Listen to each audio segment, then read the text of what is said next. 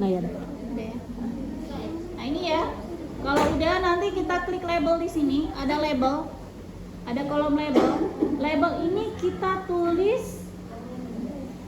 tuliskan pretest dan posttest. Lebih lengkap lagi di sini. Pretest. Ini ya, saya pindahin dulu. Pretest. Kalau kolom posttest kita tulis posttest. Ya, ini. Udah selesai? Udah. Kalau sudah, selanjutnya kita akan mencari data normalitas. Kita balik lagi ke data view di sini.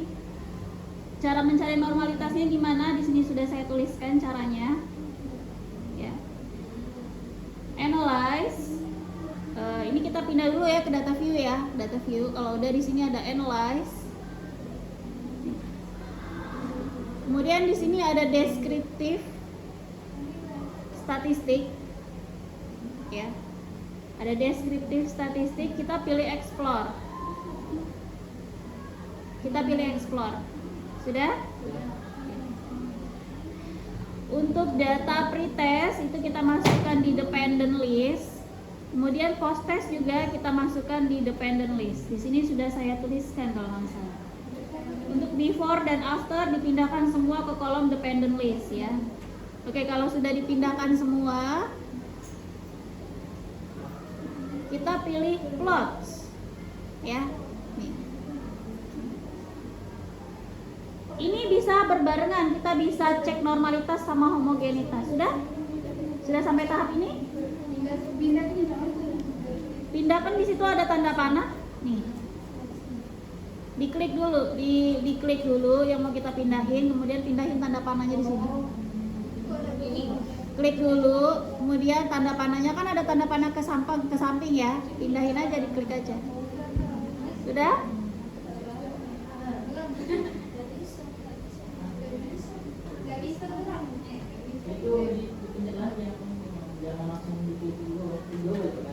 Klik dulu ininya, klik dulu ini kayak saya diklik dulu gitu. Tulisannya diklik dulu, betul, terus dipindahin. Klik dulu tulisannya, terus baru kita pindahkan. Sudah? Sudah ya? Oke, kalau sudah lanjut ya. Kemudian di sini katanya apa? Pilih plots. Oke, kita pilih plots.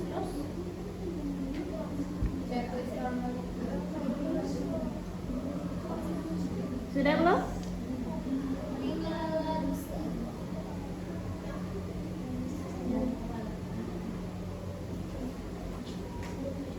Sudah?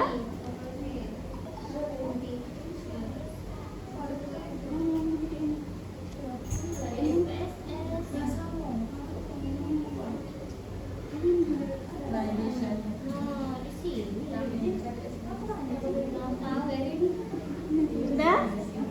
Halo? Oke, continue. Kemudian oke.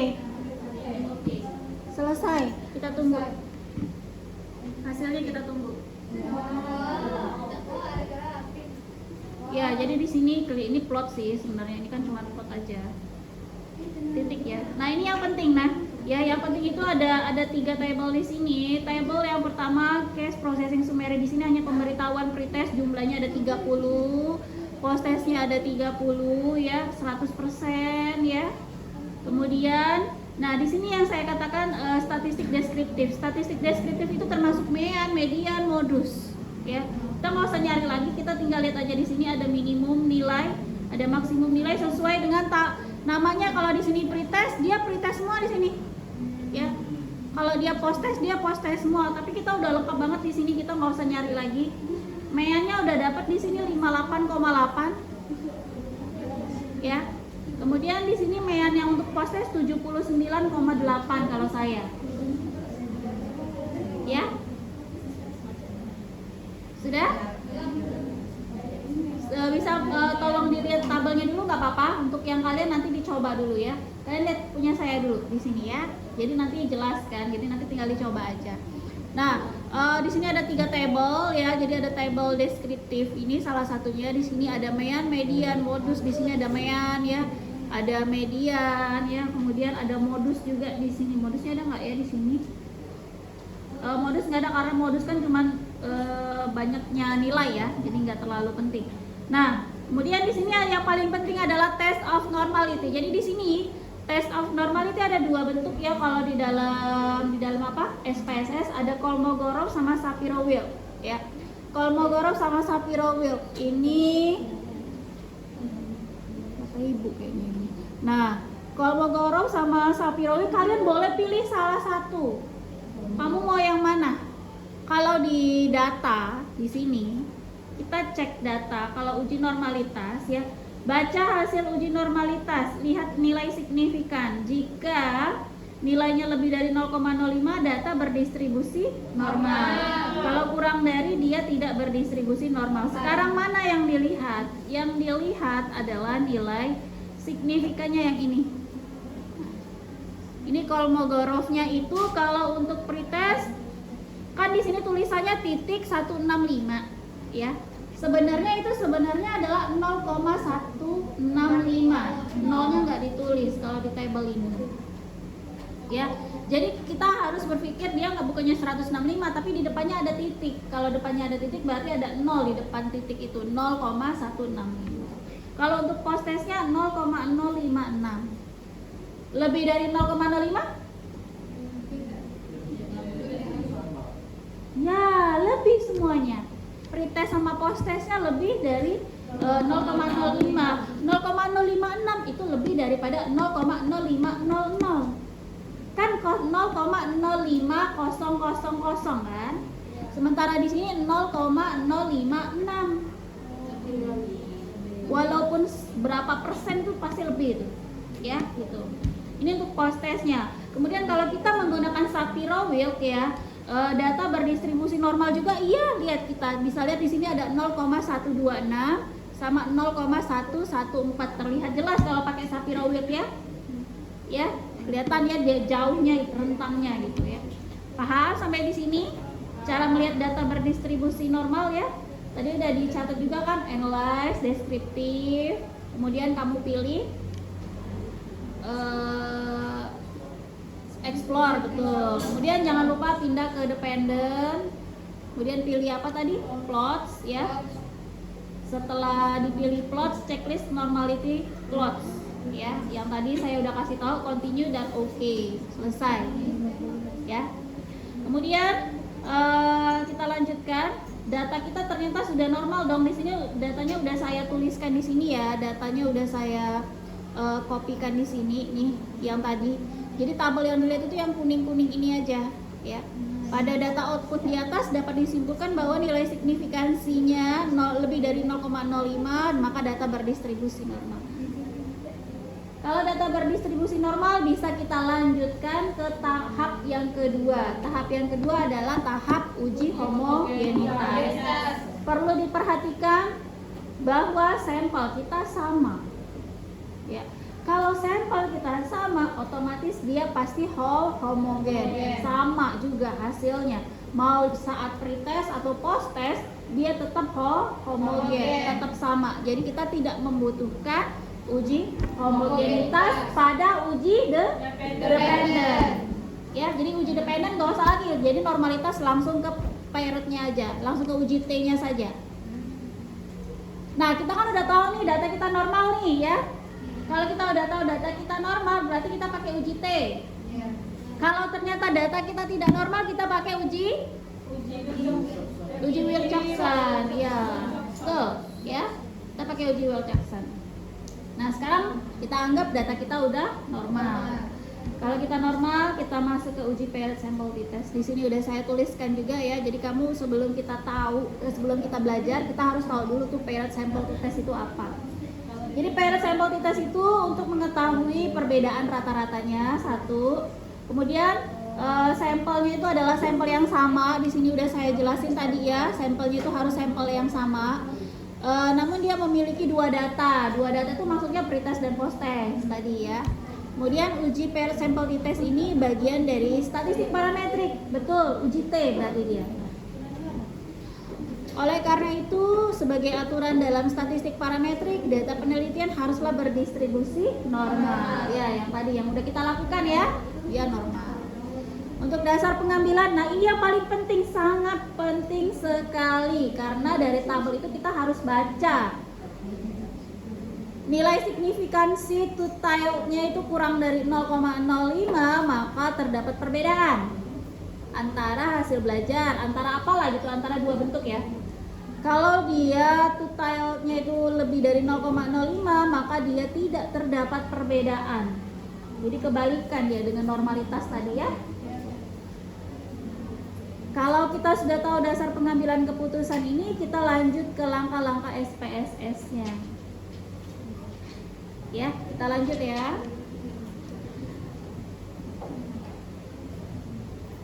Nih, ini data kita tadi, kita nggak ngubah data, ini data kita tadi. Ini data kita ada 30, kita mau cari ininya apa sih? Paired sample t-test-nya, uji T-nya ya. 1. Pindahkan data ke data view, sudah. Buka variabel view, nama diganti menjadi pre dan post, sudah. Kolom label ditulis pre-test dan post-test, sudah juga ya. Pindahkan data ke data view, sudah. Sekarang kita langsung ke langkah yang keempat. Langkah yang keempat yaitu analyze. Oke, datanya ini sudah ada, kita klik analyze. Setelah itu katanya apa lagi? Compare means. Kita cari di sini compare means ya. Lalu kita pilih paired sample t-test di sini. Oke.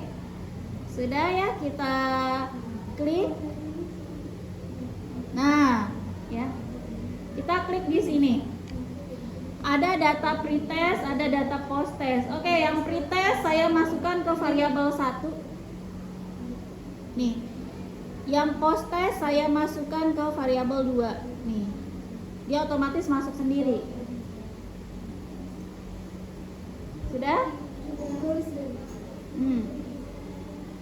Kalau sudah, kita lihat lagi di sini. Katanya tadi apa?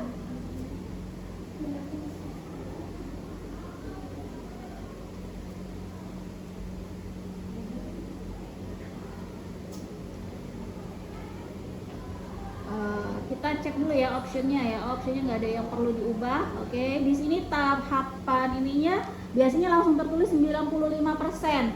Artinya 95% itu yang benernya. Artinya yang kesalahannya 5%. Taraf signifikansinya 5% ya. Ini nggak usah dirubah-rubah lagi. Ya, nggak usah diubah lagi. Kemudian kita klik OK di sini. Kita tunggu hasilnya. Nah, ini data t-testnya nih. Ini data t-test. Sudah selesai. Ada 3 tabel kalau t-test di sini. Ya, paired sample statistiknya, kemudian ada paired sample korelasinya, kemudian ada paired sample testnya ya. Nah, sekarang kita baca. Kita udah punya t-testnya. Mungkin ini ujian akan saya tanyakan juga ya kali ya. Saya akan tanyakan bagaimana cara membaca tabelnya. Mungkin ya kalau saya mau itu ujiannya. Cara Anda membaca tabelnya bagaimana gitu kan? Yang mana yang ya, tabel hasilnya harus bisa dibaca. Ya. Nah, sekarang kita belajar cara membacanya. Saya ajarin. Yang pertama, ini adalah output 1, paired sample t-test. Saya udah kopikan ini di tempat saya di sini. Ya. Ini ya, ini sama ya. Ini adalah output pertama saya. Output pertama saya ini untuk menjawab rumusan masalah 1 saya. Ya. Rumusan masalah itu apa? Rumusan masalah yang tadi. Ada permasalahan. Di sini ya, permasalahannya adalah 1. Apakah metode pembelajaran terbukti meningkatkan hasil belajar siswa? Dari mana kita bisa melihat metode pembelajaran meningkatkan hasil belajar siswa? Dilihat dari rata-rata. Ya, kita lihat rata-ratanya ya sekarang. Paired sample t-test, rata-rata untuk MEAN-nya, untuk pretest, rata-rata untuk pretest 58,8 ya. Sementara untuk post-test 79,8. Artinya ada peningkatan di sana. Ya. Kalau ada peningkatan artinya apa?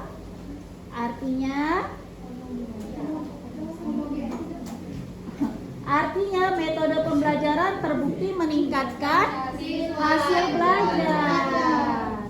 Ya.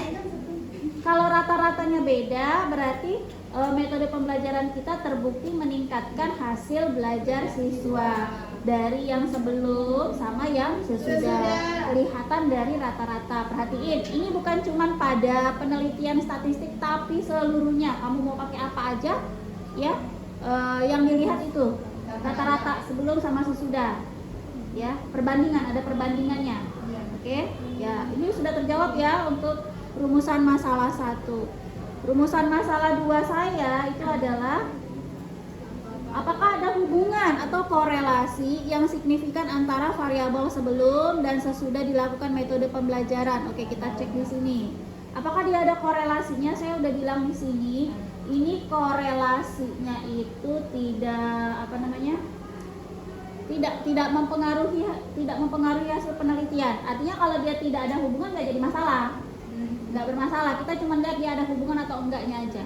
Nah, dari tabel saya itu kan N-nya ada 30, korelasinya kan min 273 ya. Ini kalau kita pakai Excel itu dapatnya 273 kan korelasi ya. Nah, kemudian mungkin dibandingkan dan lain sebagainya, dapatlah nilai signifikannya 0,144. Nah, gimana Bu? Bagaimana cara membaca 0,144?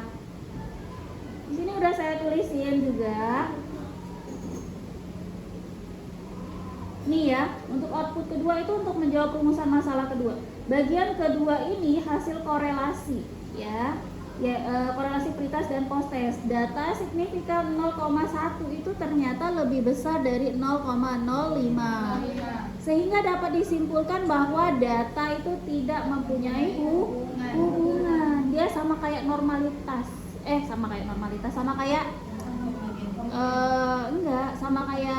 t-test tadi. Yang ini nih. Kalau dia lebih, dia tidak terdapat perbedaan kan? Ya, kalau dia lebih. Sama juga di sini. Kalau dia lebih, dia tidak terdapat hubungan. Gitu. Paham nggak? Paham ya? Oke. Dia tidak mempunyai hubungan antara pretest sama post-testnya. Oke, ya.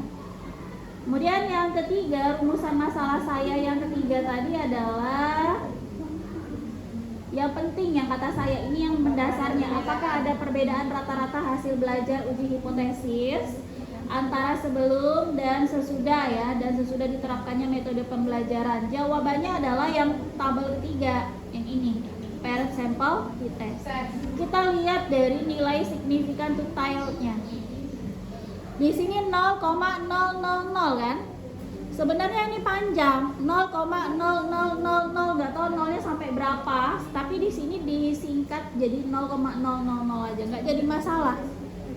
Ya, nggak jadi masalah. Artinya apa Bu kalau gitu? Artinya 0,000 itu kurang nggak dari 0,05?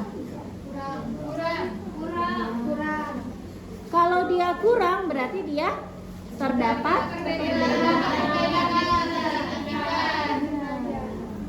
ya, berarti dia itu terdapat perbedaan. Di sini udah saya tulisin juga ya. Nah, yang kita lihat itu adalah data nih, signifikan to tilde-nya 0,00. Jadi pengambilan keputusannya berdasarkan hasil. Saya belum ini ya. Berdasarkan hasil di atas. Diketahui bahwa nilai signifikannya sebesar 0,0 lebih kecil dari 0,05, maka kita dapat simpulkan bahwa terdapat perbedaan yang nyata antara hasil belajar matematika sebelum dan sesudah pelaksanaan. Selesai kerjaan kita. Tinggal kita ketik aja apa yang mau kita ketik. Tapi data isinya kita data mentahnya udah selesai. Itu enaknya kalau statistik ya. Kalau data kalian bentuknya yang kayak tadi, kalian membandingkan antara dua kelas. Yang satu kalian pakai kalian misalnya buat apa? Buat buku ya kalian ya? Buat apa kalian? Pengembangan e-book boleh juga ya. Kalau pengembangan nanti malah apa? Kalau menurut saya sih penggunaan sudah ada bukunya. Kalau saran saya punya kakak tingkat itu pengembangan apa dia ya? Kamu ambil bahan pengembangan itu, ya. Kamu ambil, jangan kamu buat sendiri. Kamu ambil pengembangan itu. Setelah kamu ambil, kamu teliti pengembangan itu berhasil tidak di sekolah si yang lain. Boleh kayak gitu. Kamu teliti untuk di sekolah lain berhasil nggak? Kalau dia kan berhasil di sekolah dia kan, tapi dia buat sendiri kan. Caranya beda sama pakai ini dia. Ya dia nggak pakai ini, dia pakai pengembangan, dia buat sendiri. Pokoknya validasi segala macam. Kalau kalian nggak usah lagi validasi, karena bahannya udah ada. Kalian uji coba ke sekolah lain. Jangan 2 kelas buat supaya penelitian kalian bagus, buatlah 4 kelas. Misalnya pengembangan yang metode apa ya? Misalnya materi kalian apa sih? Nahu. Pengembangan kita? Nahu. Nahu ya. Nah, pengembangan kita nahu itu ada berapa macam? Ada berapa macam? Ada nggak? Pakai ini gitu. Ada nggak? Contoh ya saya. Saya pengembangan materi lingkaran. Ada yang menggunakan LKPD biasa, ada yang menggunakan LKPD elektronik, yang pakai HP, ada lagi yang pakai kertas, print out. Satu lagi misalnya metode pembelajaran tapi sama lingkaran semua. Punya orang semua saya ambil punya orang semua, tapi saya uji coba di sekolah lain. Yang semua tentang lingkaran, tapi kelas A pakai LKPD kertas, kelas B pakai LKPD elektronik, kelas C misalnya pakai metode tradisional, jelasin langsung. Nah, dari ketiga bentuk ini mana yang berhasil? Nah, itu bisa jadi penelitian. Pakai ini tadi, pakai penelitian ini, gitu. Ya ini cuma untuk kenapa? Karena jarang sekali sih orang meneliti seperti itu. Biasanya mereka kalau pengembangan aja. Kalau statistik kayak gini ya statistik cuma model pembelajaran, membandingkan gitu aja. Tapi belum ada sih yang pakai media, belum. Udah ada tapi jarang sih yang membandingkan media gitu. Misalnya media A, media B sama media C, bagus yang mana sih dari ketiga bentuk ini? Bisa pakai statistik ini. Jadi nanti kalian uji distribusi normalnya, kalian uji nanti uji T-nya, atau kalau dia tidak normal kita pakai uji yang sudah saya kasih tahu di sini ya, ada Menwidney sama Wilcoxon gitu. Cuman gitu sih kalau mau cepet ya, karena kan paling nanti cuma nulis aja, kan namanya ngarang ya, kualitatif kualitatif dan kuantitatif sih gabung kalau misalnya statistik. Kalau saran saya kalau mau penelitian bentuk statistik kayak gitu biar cepet aja. Kalau untuk pengembangan kan kita harus ngembangin dulu, harus divalidasi, kita harus mikir dulu bentuknya kayak mana kan gitu kan. Tapi kalaupun kalian mau ngambil saran saya tadi, jangan cuma 2 kelas, karena kalau 2 kelas terlalu sedikit. Ambillah misalnya 4 kelas. 4 kelas itu pakai treatment beda-beda gitu. Ya. Oke, sudah selesai untuk uji Pirate Sample T-Test. Ada yang mau ditanya ke saya?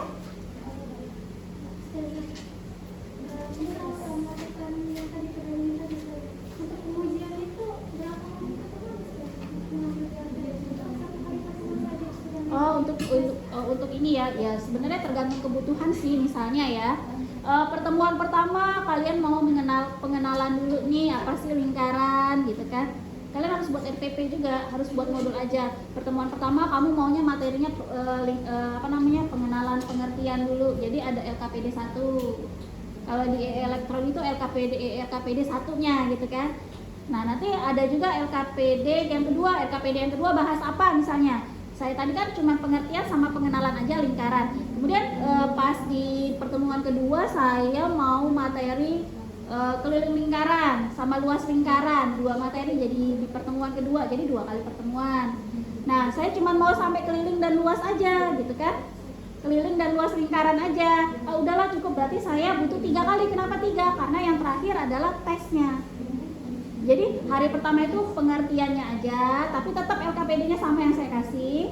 Kemudian hari kedua itu saya kasih materi lanjutannya apa sesuai dengan LKPD yang saya siapkan. Nah, yang ketiga berarti 3 kali cukup ya. Jangan buat 1 kali karena terlalu ini. Buatlah minimal 3 lah. Pokoknya yang ketiga itu adalah tes ya. Jadi pas tesnya itu yang hasilnya itu yang kamu ambil gitu. Itu kalau independen ya. Kalau ini kan dependen, sampel retest ya. Kalau sampel retest itu biasanya ini sih kayak model pembelajaran sebelum dan sesudah, media pembelajaran sebelum dan sesudah, itu kayak ada cuma 2 sampel aja, 2 data kalau dependen ya. Kalau saya menyarankan sih ya independen bisa lebih dari 2 kelas, 3 kelas, 4 kelas juga ada ya. Kemudian ya lebih kayak matematikanya tuh kalian udah bahasa Arab. Kalau menurut saya ya, kalian tuh udah bahasa Arab tapi bisa juga kalau matematika. Nah, itu udah sesuatu yang sesuatu yang lebih lah. Kalau dia anak matematika kan biasa aja nih, karena ini kan memang bahasan mereka ya.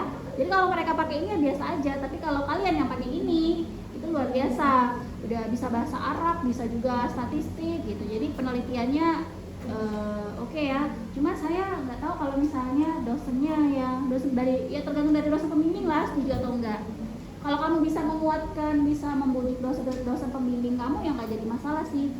Kalau kamu tertarik ya, tapi kalau dengan penelitian ini kamu bisa ngomong nih, saya mau kayak gini nih, nanti ujungnya gini. Kamu jelasin bahwa kamu tuh sanggup gitu kan, karena ini kan matematika banget gitu kan, gitu. Nggak jadi masalah ya. Ada yang mau ditanya lagi? Cukup 3 kali sih kalau menurut saya. Kalau saya tuh suka ini, kenapa saya mati ya, ini matiin dulu dong.